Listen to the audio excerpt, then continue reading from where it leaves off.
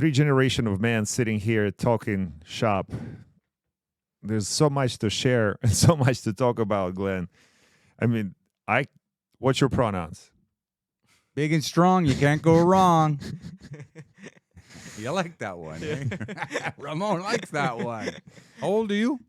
24. 24 years old. At that age. Oh man, the sky's the limit. Limit is the sky. Yeah, I just got set real quick. Glenn, I'm not looking at you. I'm not pointing any fingers, but it is good time to be alive for the man because the times are tough, right? Weak men made some tough times. So it's time for us to get tougher. And that's the only way we can grow. Yeah, you're going to see people's character are going to come up now. You're going to learn a lot. Tough times. Some people are going to fold like a cheap suit. But other people are going to come up and they're going to be the new leaders and good leaders because we need good leaders. And that way, some of the men who will follow will find things that they like in these leaders and they'll become leaders for themselves. Ramon, what do you think about this? For you, do you find this, I mean, you're 24, you don't have much reference. I mean, you have two different countries that you can experience and you can talk about, but in your perception of the time you're living now versus maybe any other time in history, how do you find this? Like, do you find this? I mean, it's not World War II, it's not World War One, it's not. I mean, we have our own issues and stuff like this. How do in your perception, how tough is the time for the man specifically right now? I believe it's chaotic. Like I don't know. I believe it's divide to conquer right now. Like there's a good part of men that vouch about being weak, and there's I believe another good section of men that also realize that we need to be strong, like we've always been in history. Big guy, you just said that these times it's tough to be a man today. Personally, I don't think so. I mean, that's a comparative metric against what?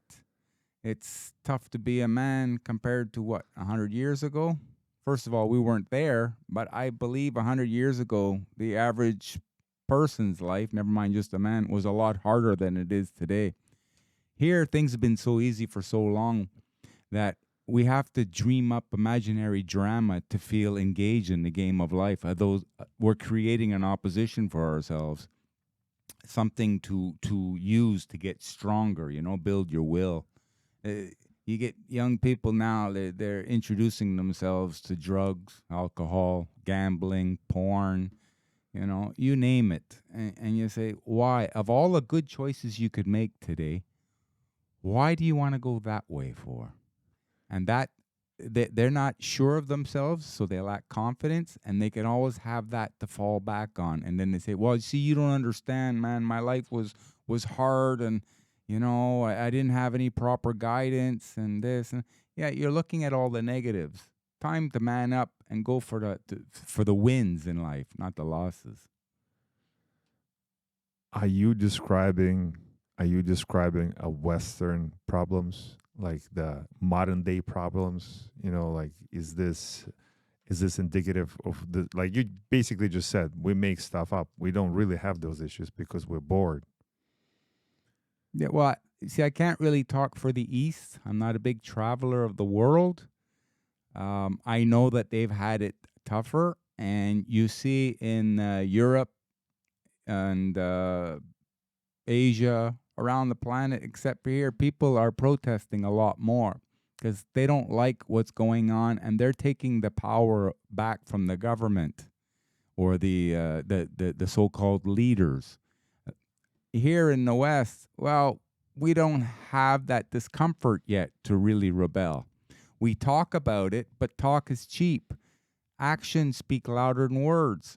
Don't listen to what they say, just watch what they do. And when I look around and I see, well, people doing very little, and they're complaining about the results from doing very little, well, I say you deserve what you get. This is a good point. I believe here in the Western Hemisphere, specifically in North America, we haven't experienced war in a long, long time as a society, as a community. We experienced the war using the assets elsewhere, right? So we don't, and the only kind of attachment we have with the people that we lost as soldiers or mercenaries that were sent to the war to do the bidding of the elites and the bankers and the industrial military complex.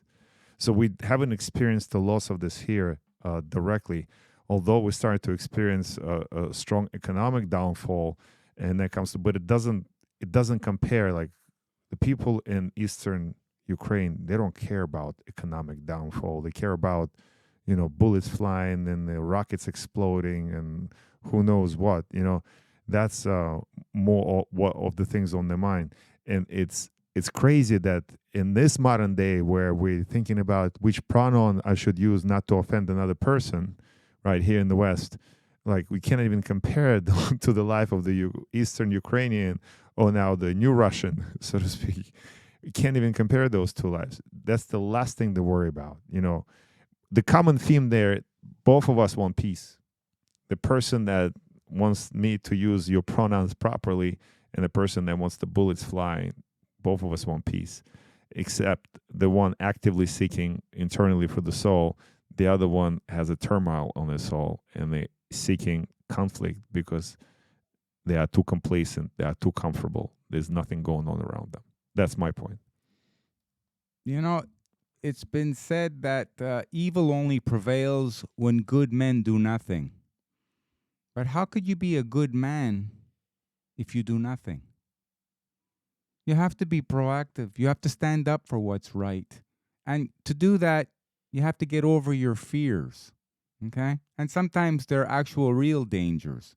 But that's what a modern day hero is. Somebody who goes through it even though it's dangerous. You'll see when there's problems on the street, I don't know, 3-4 guys beating up a kid or something like that. You see the cell phone warriors come out and they just want to take a photo of it, like a video so they can show it.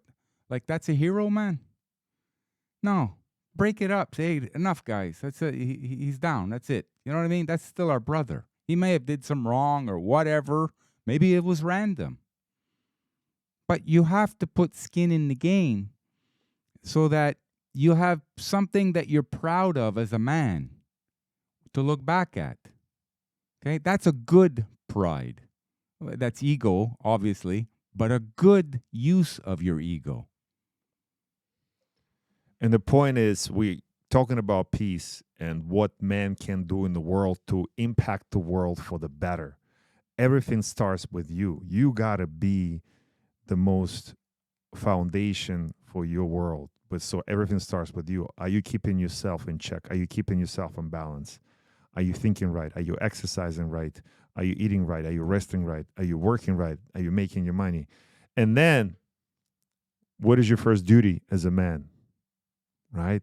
Your first duty where you minister to is your family. That's the foundation of the society. I don't care what background you come from. I don't care what culture, what religion. The the smallest unit of the society is the family. If you cannot bring peace to your family, I don't care how they treat you at work. I don't care what kind of king are you and who kisses your ass at work. When you come home and your kids and your wife don't run up to you and they kiss you and they wish to spend every second of their living lives with you when you're gone to work, then you are not a good father. You are not a good husband. And they need to reevaluate yourself. Romel, a modern man today. I also believe a lot of because social media can be a great tool, but social media can also be, if you are too addicted to it or what, it can blind your judgment and certain things. Like, let's say, I believe a lot of men need to realize that they have to do things like whatever. Like, if you go to the gym, if you need to do something, like, you have to do it, as Alex was saying, like, do it for yourself. Not because someone is gonna see it in social media, not because you're gonna post it and that somebody's gonna look it and like it or comment or whatever. You gotta do things uh just for your own liking, what you believe it's good, and do it that way. Like, believe in what you're doing and don't expect people to recomfort you on stuff. Like, you gotta do what you gotta do. That's good. Ramon's on point. to bring it a little bit further, later on in life, when you find your sweetheart, or when she's lucky enough to find you, you have to remember that a real man, he protects for his family, he provides for his family, and something that's also controversial today is he presides over his family. In other words, you'll ask your wife about certain input to help you make your decision. But you, as the man in the family, your decision is gold. That's the way it has to go. But you have to earn that title. Okay? Respect is something that's earned, not given. And so that's a form of empowerment. But with this power comes responsibility. So that's how you're responsible for your family. If more men were doing that today, society would be a lot better and people would be getting along a lot better today.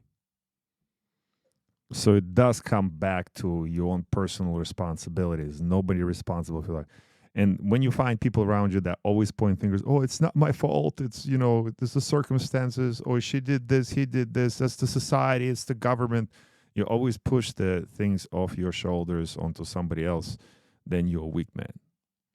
There's no way around it. You're a weak man because you got to understand that the predicament you're in is because of your actions, because of the choices you made earlier. And sometimes things out of your hand, but you can always position yourself in a way where you're prepared. And I understand sometimes you make mistakes. Don't make repetitive mistakes. Learn from your stuff. That's how you get stronger. You get stronger, actually. You learn by making mistakes.